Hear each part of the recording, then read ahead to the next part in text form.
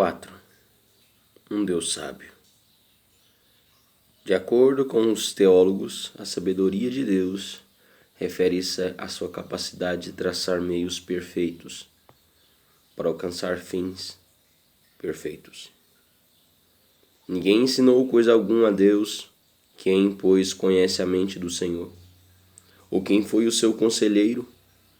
Romanos 11, 34, Isaías 40, 13, Jeremias 23, 18. Ninguém jamais poderá dizer que Deus cometeu um erro, pois em sua sabedoria sempre faz tudo com perfeição. Romanos 8, 28, Romanos 9, 20, Romanos 9, 21. Não é de se admirar que Paulo o chamasse de Deus único e sábio. Romanos 16, 27. Deus revelou sua sabedoria na criação. O Senhor com sabedoria fundou a terra, com inteligência estabeleceu os céus. Pelo seu conhecimento os abismos se rompem, e as nuvens destilam orvalho. Provérbios 3:19, Provérbios 3:20. Tanto o astrônomo que observa um cometa por um telescópio, quanto um biólogo que examina uma célula num microscópio, estão descobrindo a sabedoria de Deus. Pois o estudo científico não é outra coisa senão pensar conforme Deus depois dele. Enquanto procurava testemunhar a um estudante universitário cuja religião era a ciência, observei que ele usava com frequência o termo universo. Por que você diz universo e não multiverso? Perguntei. Ele me olhou perplexo e disse, não entendi. O termo universo? Expliquei. Eu então. Deixe implícito que todas as coisas a nosso redor são uma unidade. Se esse é o caso, de onde veio essa unidade? O que instituiu as leis que você está estudando em suas aulas de ciências? Porque tudo isso funciona em um conjunto de modo a produzir um universo e não um multiverso? Ele percebeu o rumo que a conversa estava tomando e, mais que depressa, mudou de assunto. Mas minha pergunta é válida.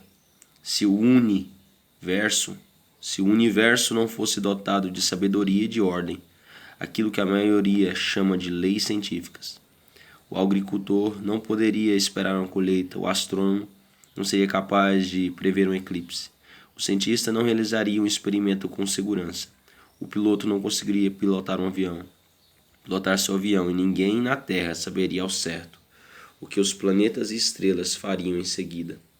Isaac Newton expressou-se com perfeição. Canto a sabedoria que determinou que o sol sobre o dia governasse, a lua brilha cheia, como ele mandou, e toda estrela assim lhe obedece. A sabedoria de Deus também pode ser observada em sua disposição providencial dos acontecimentos, não apenas para as nações, mas também para os indivíduos. Não há sabedoria nem inteligência, nem mesmo conselho contra o Senhor. Provérbios 21:30. Não. Com Deus está a sabedoria e a força.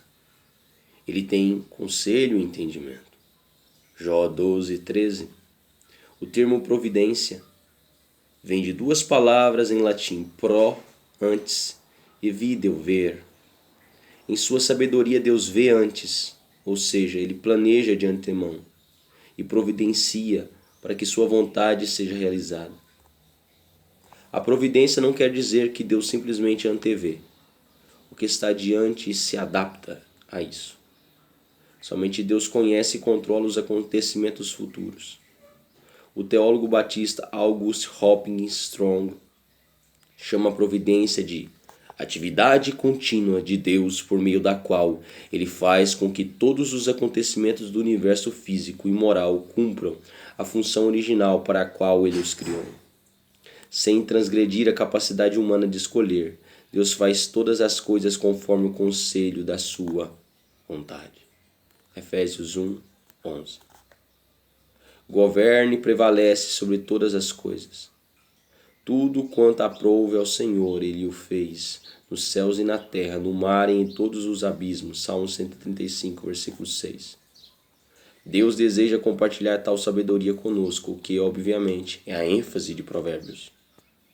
Porque o Senhor dá a sabedoria, e da sua boca vem a inteligência e o entendimento. Ele reserva a verdadeira sabedoria para os retos.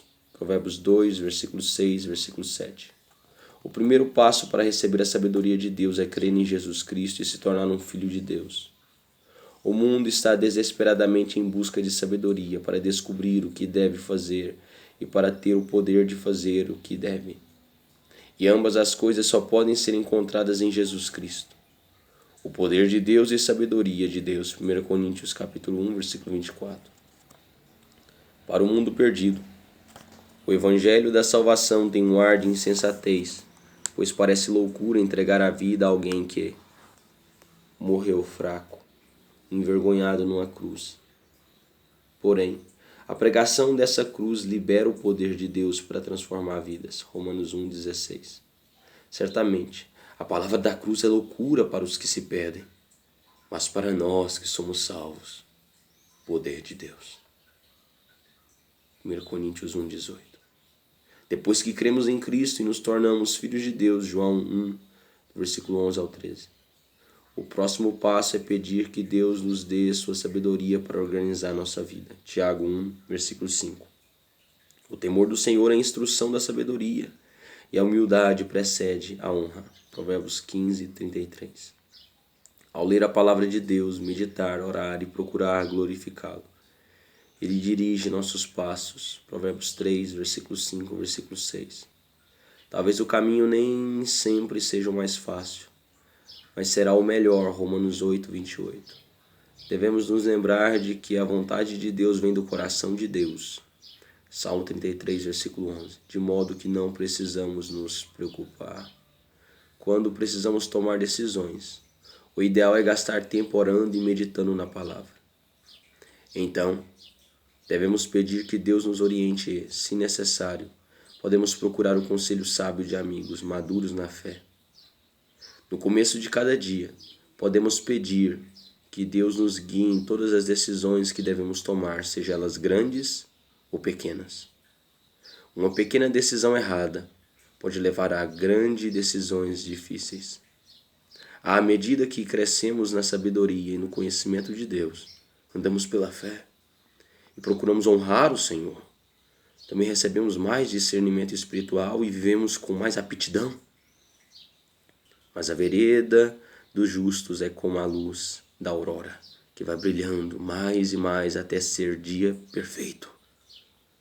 O caminho dos perversos é como a retidão, como a escuridão. O caminho dos perversos é como a escuridão. Nem sabem eles que tropeçam. Provérbios 4, versículo 18 e versículo 19. Citando a W. Tozer novamente. Uma vez que temos a bondade de Deus para desejar nosso maior bem, a sabedoria de Deus para planejá-lo e o poder de Deus para realizá-lo, o que nos falta? Sem dúvida, somos as mais favorecidas de todas as criaturas. Tozer, A.W. The Knowledge of the Holy. Conhecimento do Santo, New York, Harper and Brothers, 1961, página 7. Trata-se de um dos melhores estudos devocionais já publicados sobre os atributos de Deus. Ver também Strauss, Richard, The Joy of the Knowledge God, Neptune, Lose Aux, 1984. Ipsilis, página 11. Para um estudo mais completo sobre o assunto, ver Be Holy, Seja Santo, Renton, Victor Brooks, 1994, Minha Exposição do Livro de Levítico, citado no poema Invictus, de William Ernest Henley. O termo Invictus latim significa invencível, indomado. Henley sofreu de tuberculose óssea e sobreviveu bravamente a pelo menos 20 operações, mas, infelizmente, Não deu crédito a Deus pela determinação que o ajudou a prosseguir. Admiramos a coragem de qualquer pessoa diante da derrota aparente. Esse poema é uma declaração inspiradora da coragem pessoal, porém, para o cristão, as palavras de 2 Coríntios 12, do versículo 7 ao 10, parecem mais adequadas. Nota de rodapé 5. Essas são as palavras de abertura de seu sermão pregado em Metropolitan Tabernacle, em Londres, na noite de domingo, 4 de fevereiro de 1866, The Metropolitan Tabernacle Pulpit, volume 58, página 13. O termo traduzido por vingador em Provérbios 23:11 é Goel, e se refere a um parente resgatador como Boaz no livro de Ruth. Para a lei que regia a remissão de propriedades, ver Levíticos 25, do versículo 47 ao 55, o Goel deveria ser um parente próximo que pudesse e que desejasse pagar. É uma figura de Jesus Cristo, o qual, em sua encarnação, veio em carne e sangue, Hebreus 2,14, para nos redimir de nossa falência espiritual e do pecado. Ver minha obra Be Committed, seja compreendido. Para uma exposição do livro de Ruth, é uma explicação da lei do parente resgatador. 7. A maioria dos estudiosos acredita que o Salmo 23 foi escrito por Davi em idade mais avançada, não quando ele ainda era um jovem pastor. É possível que tenha se originado na revolta promovida por seu filho perverso Absalão, 2 Samuel 15, capítulo 15 até o capítulo 19 de 2 Samuel. Davi havia passado por várias dificuldades em sua longa vida e, no entanto, foi capaz de ver apenas a bondade e a misericórdia de Deus. Nota de rodapé 8. Por algum motivo, costuma-se deixar de fora os dozinários, uma das estrofes do hino Louvor pela Criação e Providência, de Isaac Watts, que Isaac Watts compôs originalmente para crianças. Sua mão a todo instante está a me guardar. Com seus olhos me guia o Senhor, porque então hei de me esquecer daquele cujo amor tenho sempre ao meu redor? Sua mão a todo instante está a me guardar. Com seus olhos me guia o Senhor, porque então hei de me esquecer daquele cujo amor tenho sempre ao meu redor? Paulo usou a criação divina como parte de sua argumentação de que os gentios, que nunca receberam revelação da lei de Deus, ainda são culpados diante de Deus e serão julgados por ele. Romanos 1:18. Strong, A.H. Systematic Theology, Philadelphia, The Judson Press, 1949, página 419. Edição em volume único. Strong prossegue dizendo: a providência não exclui, mas sim implica a operação da lei natural com a qual nos referimos à maneira habitual de Deus operar. A oração sem qualquer expediente é um insulto a Deus. Página 439. Nota de rodapé 10. Tozer, A.W. The Knowledge of the Holy, Conhecimento do Santo, página 70.